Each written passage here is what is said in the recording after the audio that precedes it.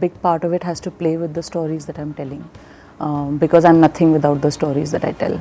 Between 2007 and 2015, which is Talwar, I think the shift in my execution came with the shift in the genre that I picked. Talwar was very, very gritty, very dark, and I had to be unafraid of my visual. So I think partly the shift in genre, from fiction and soft, sensitive films to true life. The book itself, the characters are such that they are not barbaric and they are not brutes. So within the book itself, that template is there. When we were writing it, small things like, Iqbal wanting to listen to jazz, or if his family is having a conversation about teaching India a lesson, he is feeling sensitive because his wife is from India. These were inputs which came in at the script stage. My soul mate in writing, Bhavani Iyer, is a very sensitive human being. A lot of Iqbal's sensitivity comes from her.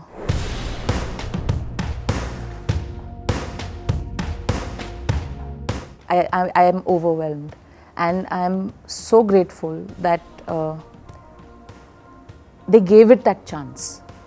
That in spite of whatever their preconceived notions may be, or whatever the trailer may have led them to think, they still stepped up, went and saw the film, gave the film the chance, and were then, pleasantly satisfied. Even before I read the entire book, as soon as I heard the story, she just popped into my head. I can't see anybody else as her. I couldn't then, I can't now. She gets the layers of the character. In Raazi, within the same scene, she has to go from being the daughter-in-law who's giving her father-in-law who's coughing water, and yet at the same time she's a spy who's looking at the file on his desk. It's not easy, and particularly in a film where the tone is what it is, to keep it at that subliminal level and not overplay and not even underplay कि किसी को पता भी नहीं चलेगा कि आपने एक look दिया था उधर. I've always said this. I mean, there is her prep and there is her hard work, but she acts from instinct.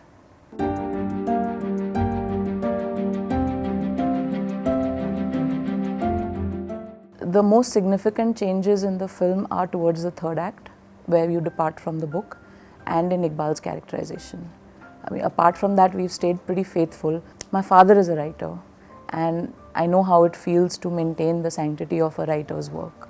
I would never mess with that sanctity.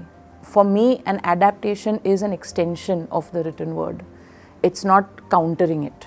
It's not distorting it. So, and that's how I've approached the book.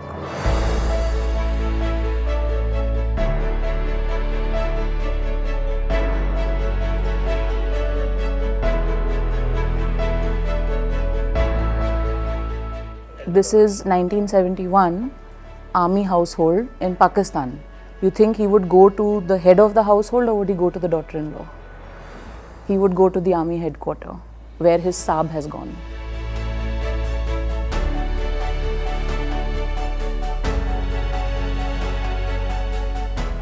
It doesn't matter when the ghungru fell. The ghungru still belongs to SEHMAT.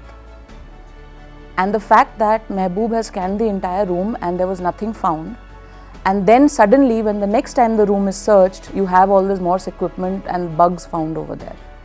He finds the ghungru, he doesn't go running out of the house to army headquarters. He goes and breaks down. He's processing it. By which time, when he opens the door, the living exhibit is standing in front of him, pointing a gun at him.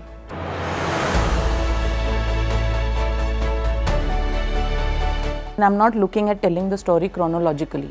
My only idea over here is that I want people to know about this man, who is he is the highest decorated soldier in our army and has a very big part to play in our history and the lines drawn on our subcontinent. We need to know, because he is an idol everyone should know. I just want to tell his story and tell it well.